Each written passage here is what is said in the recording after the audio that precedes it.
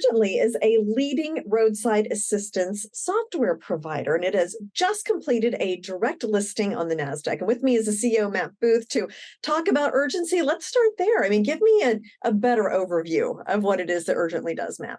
Yeah, well, first of all, Jane, thank you so much for having us. There are so many people that have worked really hard, employees and advisors over the last year to complete this deal and complete the direct listing. It's really been, pretty astounding. I think we were even kind of polishing up and putting the loose ends on it last night. So it's been a good run. But Urgently was really founded on a really simple idea.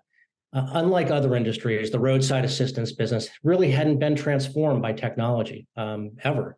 And as you know, cars are basically computers or iPhones on wheels. They send signals out. They tell you that the battery is low, and they tell you there's a problem with the vehicle. And what we wanted to do at Urgently was we wanted to create an operating system that spanned the entire end-to-end experience and really improve the customer experience. And over the last, 10 years or so, we've signed up tons of great partners, top European OEMs, some of the largest rental fleets, EV companies, global rideshare and delivery companies to provide roadside assistance across North America. So we feel great. It's a great day.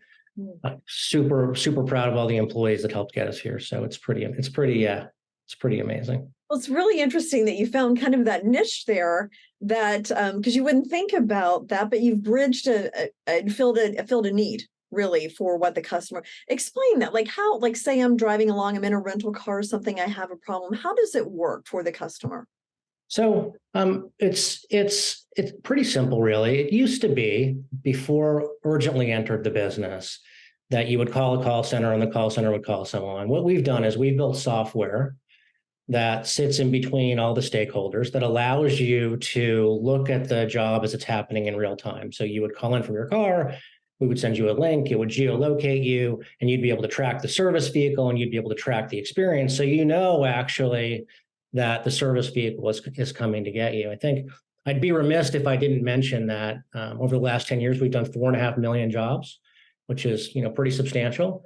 And the average customer rating on them is 4.5 out of 5 stars. So we really believe, and we've proven that with the right technology and with the right infrastructure, you can create an exceptional customer experience, which is the thing that we are, most proud of and most focused on.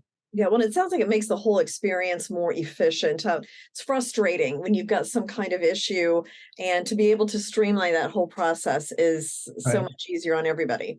For sure. I think, we, as you know, we just closed the Autonomo acquisition, which is great. So we're operating with 100 partners in 26 countries around the globe.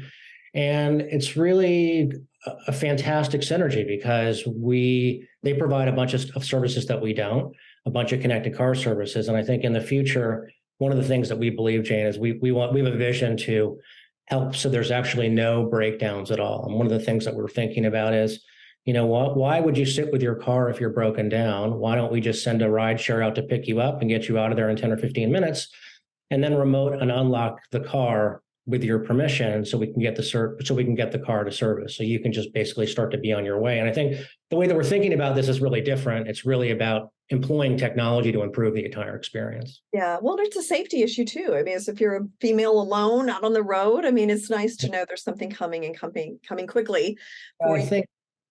No, I'm sorry. You're absolutely right. And safety is probably it's the most important piece to this.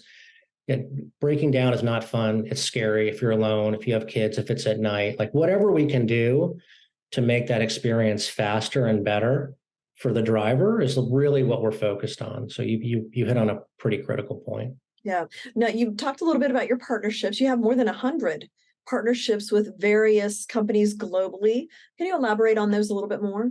Yeah, sure. So typically when you buy a new car or you rent a car, there is a warranty with it, or a service period. So if you break down under warranty, the OEM or the manufacturer will pay for the service to come get you. So as an example, if you're driving and you get a flat tire and you press the button in your car, or you call on the phone, or you go through the app, those come to us, and they come to us through a variety of different ways, either through the call center or through the digital platform. And then we go out and we match the service fleet with it. So every car that you buy comes with some kind of warranty with it, and we provide that portion of the service for our OEM partners. How big is the mobility market, would you say? Huge. It's huge. The roadside assistance market globally is 26 billion. It's going to grow to over 30 billion. And then really the mobility market is over $100 billion globally. And it's really a combination of subscription and these new kind of connected car services, which plays into the strengths of the overall company that we're happy to list today on NASDAQ. Well, and I know subscriptions are a growing part of the car industry as well. So, and you're part of that movement. That's right. Subscriptions are going to grow to almost $100 billion over the next 5 or so years. And all car companies have made public statements about how subscriptions going forward are going to be really important.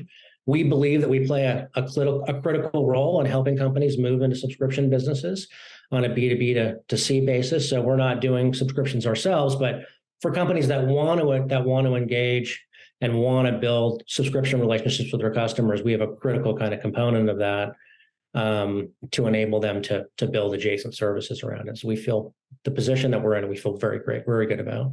Okay, so you're a public company now. So what's next? What's your strategy, would you say, for the next few years? Well, I think we'll close the acquisition out. We'll have about $100 million in the balance sheet. I think it's not.